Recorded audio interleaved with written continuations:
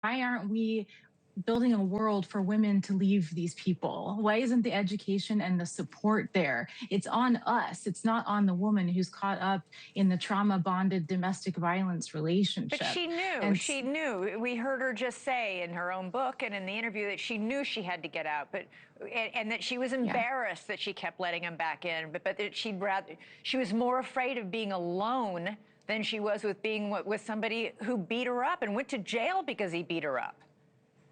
Correct. And she was a child star at 11 months old with no boundaries, estranged from her mother, no external support system. And this man, even though he was horrible to her, he was also the only one who actually supported her and understood her per her own recollection. So she's stuck. It's like a slot machine. It's intermittent reinforcement through domestic violence. And we as a society need to do better to support women to get them out of these relationships. Yeah. And we'll see what happened and how she died. Hayden was very honest about her struggles with addiction to alcohol and postpartum depression. How often do we see those two conditions intersect?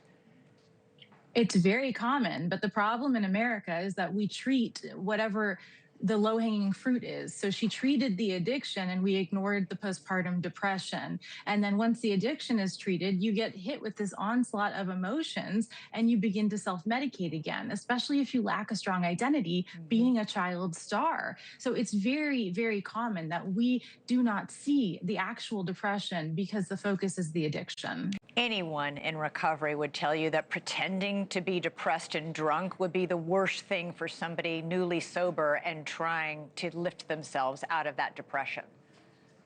Correct. But, you know, we have somebody who grew up as a star. She was the moneymaker. Everyone wanted her to keep going and keep performing and ignored the struggle that was right in front of them to benefit and ride her coattails. And it's such a sad and common story we see with child stars. I think she was an object to the industry. She made people a lot of money, and that's what they saw her as. And we saw her demise. And it is so sad that nobody helped this woman enough.